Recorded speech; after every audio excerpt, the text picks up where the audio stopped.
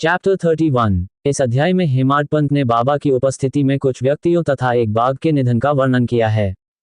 मृत्यु के समय मनुष्य की जो अंतिम इच्छा या विचार होता है वही उसके भविष्य का निर्धारण करता है। श्री कृष्ण ने गीता में कहा है कि जो व्यक्ति अपने अंतिम क्षणों में मेरा स्मरण करता है वह अवश्य ही मेरे पास आता है, और जो उस समय अन्यथा ध्यान करता है वह अपनी इच्छित वस्तु को प्राप्त करता है। हम इस बात के प्रति निश्चित नहीं हो सकते कि हम अपने अंतिम समय में कोई विशेष अच्छा विचार मन में ला सकते हैं, क्योंकि प्रायः हम अनेक कारणों से भयभीत और आतंकित हो जाते हैं। अतः किसी भी समय या अंतिम क्षण में किसी भी इच्छित अच्छे विचार पर अपना मन लगाने के लिए निरंतर अभ्यास आवश्यक है। इसलिए सभी संतों ने हमें सदैव भगवान का स्मरण करने तथा उनका नाम जपने की सलाह दी है, ताकि मृत्यु का समय आने पर हम भ्रमित न हों। भक्तगण भी संतों के प्रति पूर्ण समर्पण कर देते हैं तथा पूर्ण विश्वास करते हैं कि सर्वज्ञ संत उनके अंतिम क्षणों में उनका मार्गदर्शन करेंगे तथा उनकी सहायता करेंगे। ऐसे ही कुछ प्रसंगों का उल्लेख यहाँ किया जाएगा। विजयानंद नामक एक मद्रासी सन्यासी मनसा सरोवर की तीर्थ यात्रा पर निकले। मार्ग में बाबा की कीर्ति सुनकर वे शिरडी में रुके। वहां उनकी भेंट हरिद्वार के सोमदेव जी स्वामी से हुई तथा उन्होंने उनसे मनसा सरोवर यात्रा का विवरण पूछा। स्वामी ने उन्हें बताया कि सरोवर गंगोत्री से 500 मील ऊपर है तथा यात्रा की कठिनाइयों का वर्णन किया, जैसे कि वहां बहुत अधिक बर्फ पड़ती है, प्रत्येक 50 कोस पर बोली बदल जाती है तथा भूटान के लोगों का संदिग्ध स्वभाव है, जो मार्ग में तीर्थयात्रियों को बहुत कष्ट पहुंचाते हैं। ये सुनकर सन्यासी बहुत निराश हुआ तथा उसने यात्रा स्थगित कर दी। फिर जब वह बाबा के पास गया तथा उन्हें दंडवत प्रणाम किया, तो बाबा क्रोधित होकर कहने लगे कि इस निकम्मे सन्यासी को निकाल दो, इसकी संगति से कोई लाभ नहीं है। सन्यासी बाबा के स्वभाव से परिचित नहीं था। उसे बेचैनी महसूस हुई, परंतु वह वहीं बैठकर घटनाओं को देखता रहा। प्रातःकाल का दरबार था तथा मस्जिद में बहुत भीड़ थी। बाबा की विभिन्न तरीकों से पूजा की जा रही थी। कोई उनके चरण धो रहा था, कोई उनके चरण के अंगूठे से तीर्थ पवित्र जल लेकर उसे हृदय से पी रहा था, कोई उससे अपने नेत्रों को स्पर्श कर रहा था, कोई चंदन लगा रहा था, कोई उनके शरीर पर सुगंधी लगा रहा था। सभी जाति पाति का भेद भूलकर ये सब कर रहे थे। यद्यपि बाबा उस पर क्रोधित हो रहे थे, परंतु वह बाबा के प्रति अत्यंत प्रेम से परिपूर्ण था और वह वहां से जाना नहीं चाहता था। वह शिरडी में 2 दिन ही रुका था, तभी उसे मद्रास से एक पत्र मिला जिसमें लिखा था कि उसकी मां अत्यंत अस्वस्थ है। वह बहुत दुखी हुआ और अपनी मां के पास जाना चाहता था, परंतु बाबा की अनुमति के बिना वह वहां से जा नहीं सकता था। अतः उसने पत्र लेकर बाबा के दर्शन किए और घर लौटने की अनुमति मांगी। सर्वज्ञ बाबा ने भविष्य जानकर उससे कहा, यदि तुम अपनी मां से इतना प्रेम करते थे तो तुमने संन्यास क्यों लिया? ममता या आसक्ति गेरुआ वस्त्र के योग्य नहीं है। जाओ, अपने घर में चुपचाप बैठो, कुछ दिन धैर्य से प्रतीक्षा करो। वाड़े में बहुत से डाकू हैं, इसलिए अपने द्वार बंद करो, बहुत सावधान रहो, चोर सब कुछ चुरा ले जाएंगे। धन और ऐश्वर्य क्षणभंगुर हैं तथा शरीर क्षय और मृत्यु का विषय है। ऐसा जानकर इस लोक और परलोक की वस्तुओं से आसक्ति त्याग कर अपना कर्तव्य करो। जो ऐसा करेगा और अपने आप को हरि भगवान के चरणों में समर्पित कर देगा, वह सभी क्लेशों से मुक्त हो जाएगा और परमानंद को प्राप्त करेगा। जो प्रेम और स्नेह से उनका स्मरण और ध्यान करता है, भगवान उसकी सहायता करते हैं। तुम्हारे पिछले पुण्यों का भंडार बहुत है, इसलिए तुम यहाँ आए हो। अब जो मैं कहता हूँ उस पर ध्यान दो और अपने जीवन का लक्ष्य समझो। निष्काम होकर कल से भागवत का अध्ययन आरंभ करो। 3 सप्ताह तक 3 बार पाठ करो। भगवान अवश्य प्रसन्न होंगे। बाबा ने जब देखा कि उनका अंत निकट है तो उन्होंने उन्हें वह उपाय बताया और राम विजय का पाठ कराया, जिससे मृत्यु के देवता प्रसन्न होते हैं। अगले दिन प्रातः स्नान और अन्य शुद्धि क्रियाओं के पश्चात उन्होंने लैंडी के बगीचे में एकांत में भागवत का पाठ प्रारंभ किया। उन्होंने 2 पाठ पूरे किए और उसके बाद वे बहुत थक गए। वे वाड़े में वापस आ गए और 2 दिन तक अपने निवास पर रहे तथा तीसरे दिन उन्होंने फकीर बड़े बाबा की गोद में प्राण त्याग दिए। बाबा ने लोगों से 1 दिन के लिए शव को सुरक्षित रखने के लिए कहा। बाद में पुलिस आए और उचित पूछताछ करने के पश्चात शव के अंतिम संस्कार की अनुमति दी। शव को उचित स्थान पर विधिपूर्वक दफना दिया गया।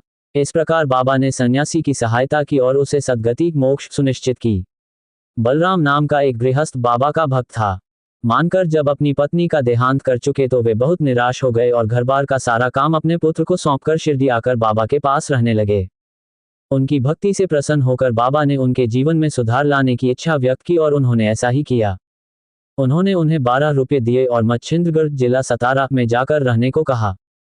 पहले तो मानकर बाबा से दूर जाने को तैयार नहीं थे, परंतु बाबा ने उन्हें समझाया कि वे ही उनके लिए सर्वोत्तम उपाय बता रहे हैं और उन्होंने उन्हें प्रतिदिन 3 बार गदा पर ध्यान करने को कहा।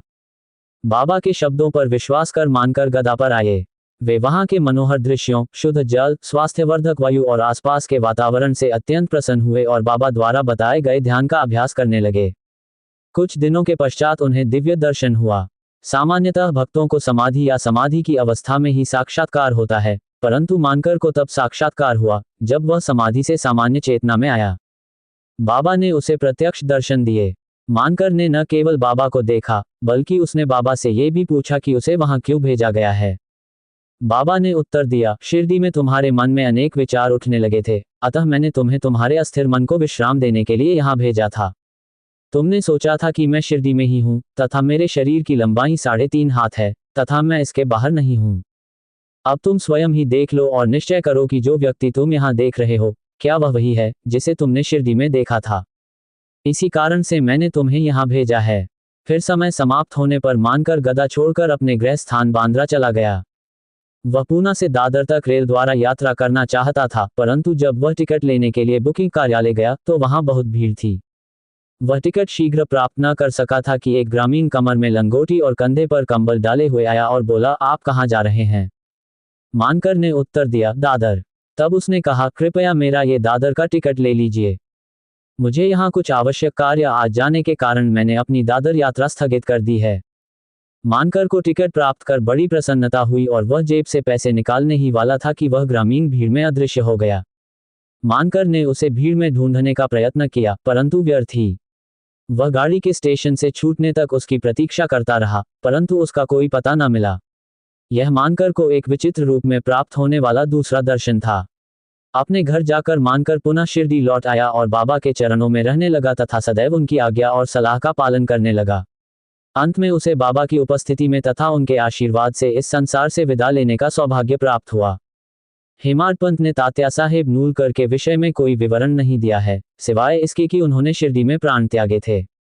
साईं लीला पत्रिका में छपे उनके विवरण का संक्षिप्त सारांश यहाँ दिया गया है।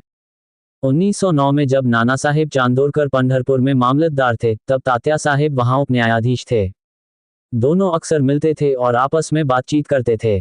तात्या साहेब संतों में विश्वास नहीं करते थे, जबकि नाना साहेब संतों से प्रेम करते थे। नाना साहेब अक्सर उन्हें साईं बाबा की लीलाएं बताते और उनसे शिरडी जाकर बाबा के दर्शन करने का आग्रह करते। अंततः वे 2 शर्तों पर शिरडी जाने के लिए सहमत हुए। एक, उन्हें एक ब्राह्मण रसोइया रखना होगा, और 2, प्रसाद के लिए अच्छे नागपुर के संतरे लाने होंगे। ये दोनों शर्तें ईश्वरीय कृपा से पूरी हो गईं। नाना साहेब के पास एक ब्राह्मण सेवा के लिए आया और उसे तात्या साहेब के पास भेजा गया और 100 सुंदर संतरे से भरा एक फल का पार्सल तात्या साहेब को प्राप्त हुआ, हालांकि भेजने वाले का पता नहीं था। जब शर्तें पूरी हो गईं, तो तात्या साहेब को शिरडी जाना पड़ा। पहले तो बाबा उन पर बहुत क्रोधित हुए, लेकिन धीरे धीरे तात्या साहेब को ऐसे अनुभव होने लगे कि उन्हें विश्वास हो गया कि बाबा ईश्वर के अवतार हैं। इसलिए वे बाबा के प्रति मोहित हो गए और अपनी मृत्यु तक वहीं रहे।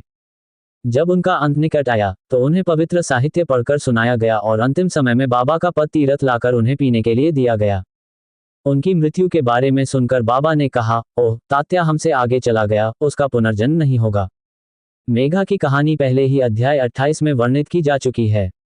जब मेघा की मृत्यु हुई, तो सभी गांव वाले शवयात्रा के साथ गए। बाबा भी उनके साथ गए और मेघा के शरीर पर फूल बरसाए। अंत्येष्टि क्रिया संपन्न होने के पश्चात बाबा की आंखों से आंसू बहने लगे और एक साधारण मनुष्य की भांति वे शोक और शोक से व्याकुल हो उठे। फिर पुष्पों से शरीर को ढंक कर तथा निकट संबंधी की भांति रोते हुए वे मस्जिद को लौट गए। अनेक संतों ने मनुष्यों को सद्गति प्रदान की है, किंतु बाबा की महानता अद्वितीय है।